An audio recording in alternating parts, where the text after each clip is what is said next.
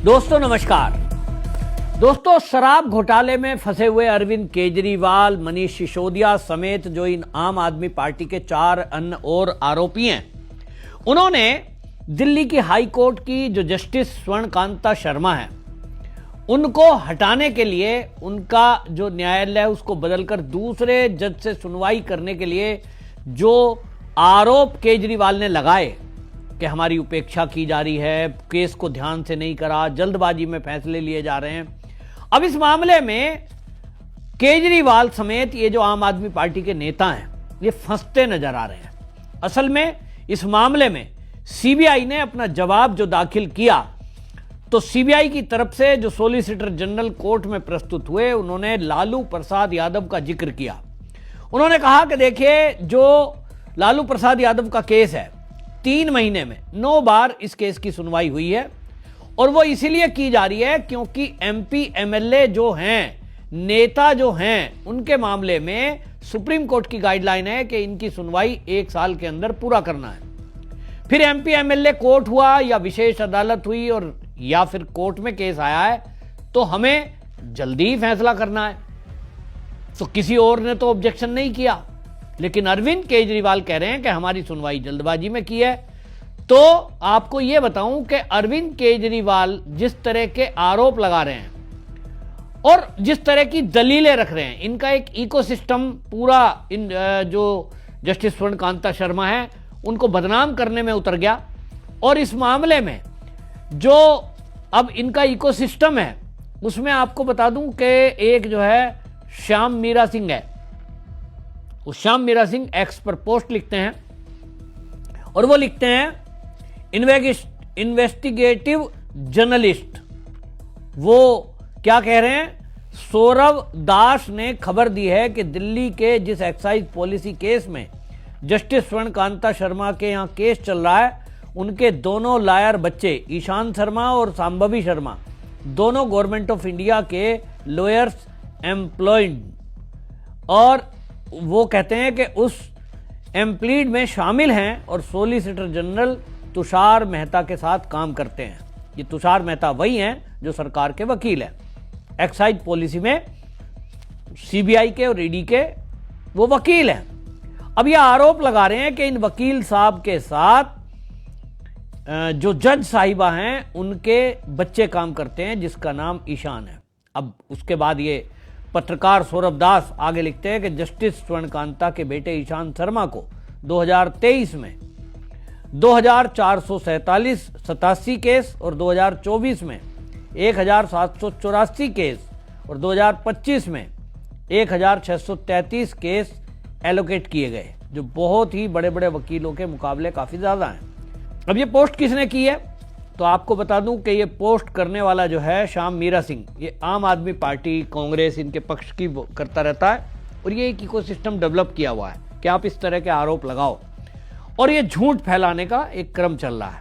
लेकिन इसको तुरंत जो है खुलासा किया गया, और जो इसने बोला है इस पर आपको बता दूं, अशोक चैतन्य, उन्होंने इस स्क्रीनशॉट को साथ में लगाया और बाकायदा उन्होंने ये कहा, जो अशोक चैतन्य हैं वो एडवोकेट हैं, उन्होंने कहा कि तुमने जो ये बातें बोली है इस मामले में, अब जो है जो तुम आरोप लगा रहे हो, झूठ फैला रहे हो, वो कहते हैं कि मैं तुम्हारा स्क्रीनशॉट और वीडियो रख रहा हूं। तुम्हारा आरोप जस्टिस स्वर्णकांता शर्मा के बेटे बेटी solicitor of general India Tushar Mehta के साथ काम करते हुए पूरी तरह से गलत और भ्रामक है। तुमने एक सिटिंग जज के ऊपर बेबुनियादी आरोप लगाए हैं। मैं इस देश का नागरिक होने और एक अधिवक्ता होने के नाते तुम्हें नोटिस पर रख रहा हूं। तुम्हारा यह ट्वीट कंटेम्प्ट ऑफ कोर्ट के अंतर्गत क्रिमिनल कंटेम्प्ट है, और मैं स्वयं तुम्हारे खिलाफ कंटेम्प्ट ऑफ कोर्ट प्रोसीडिंग ये इनिशिएट करने के लिए एक्शन ले रहा हूं। तो अशोक चैतन्य जाने माने वकील हैं, और इन्होंने जो ये आम आदमी पार्टी का इकोसिस्टम जस्टिस स्वर्णकांता शर्मा के विरोध में झूठ फैला रहा है, अब इस पर केस करने की बात कही है। तो अब आप समझिए, केस होगा तो ये महाशय जेल जाएंगे, और जेल जाएंगे तो ये वकील साहब हैं, तो ये कहेंगे भाई इसमें ये भी जांच की जाए कि आखिरकार इस तरह की पोस्ट सोशल मीडिया पर ये कौन है इसके पीछे। और आप पक्का समझ लीजिए, अगर अरविंद केजरीवाल हुए तो इस समय सुप्रीम कोर्ट का मूड बहुत खराब है और इस समय ये शराब घोटाले में जाएं या ना जाएं, वो केस लंबा चले या ना चले, लेकिन कंटेम्प्ट ऑफ कोर्ट में तो निश्चित रूप से जेल जाना पड़ सकता है। कौन इसके पीछे है? आखिरकार अरविंद केजरीवाल, मनीष सिसोदिया फंस रहे हैं तो दूसरे कौन लोग हो सकते हैं? ये तो एक समझने की बात है, किसी को क्या मतलब है। तो ये पुराना इनका फंडा है कि झूठ बोलो, आरोप लगाओ और फंस जाएं तो माफी मांगो। अरविंद केजरीवाल को भी इस मामले में आपको ये बताऊं कि जो अरविंद केजरीवाल है उसको जिस तरह की बातें बताई जा रही है कि भाई तुम जो है कुछ भी आरोप लगाओगे और ये कहोगे कि जज जो हैं वो हमारे केस को ठीक से नहीं सुन रहे हैं, तो आपको दिक्कत क्या है? मैंने पहले भी आपको ये बताया कि अगर आप किसी भी जज के बारे में ये कहते हैं कि साहब इस जज के बजाय हमारी ये किसी भी और दूसरे जज को फाइल दे दी जाए, इसका मतलब इस जज से आपको खतरा है। आपको लग रहा है कि ये जज आपसे ना झुक रहा है ना बिक रहा है।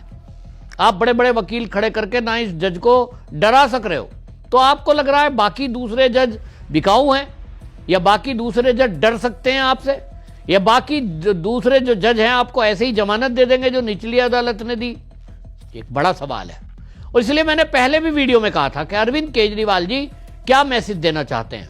अगर आप किसी जज की कोर्ट में केस गया है तो भाई आपके पास अभी तो ये हाई कोर्ट है।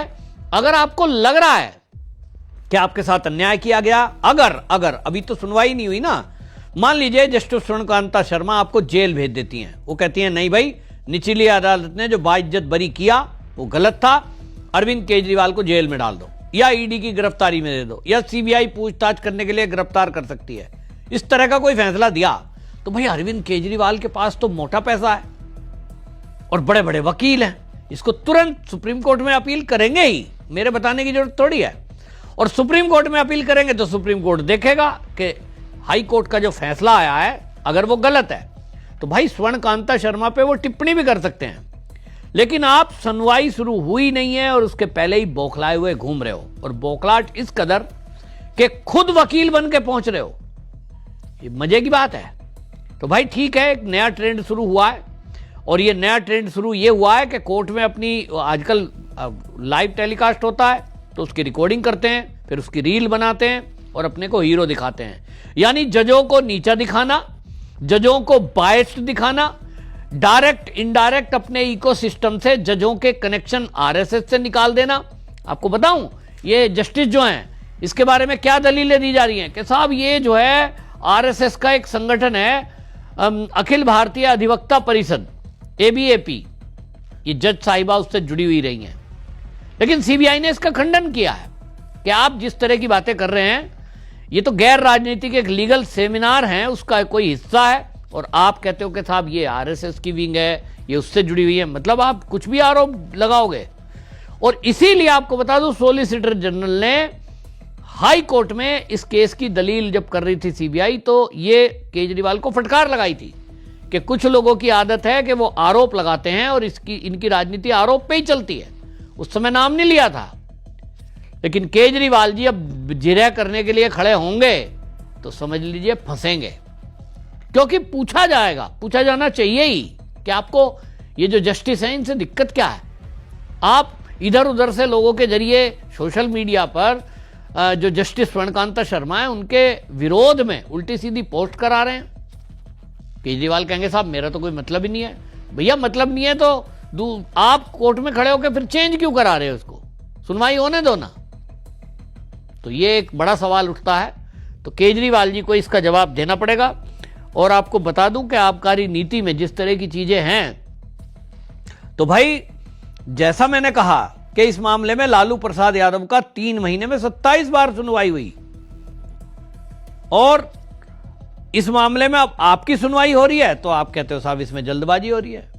देखिए अब 13 अप्रैल की डेट है, अरविंद केजरीवाल जी प्रस्तुत होंगे और सॉलिसिटर जनरल तुषार मेहता अब इनकी कैसी बगिया उगेड़ते हैं उसका एक नमूना हमें पिछली डेट में मिल ही चुका, 6 अप्रैल के दिन जब इनकी बोलती बंद सॉलिसिटर जनरल ने की थी। अब नया ड्रामा आपको फिर से एक बार देखने को मिलेगा, या अरविंद केजरीवाल अब की बार अपनी जगह किसी वकील को कोर्ट में भेजेंगे, देखने की बात होगी।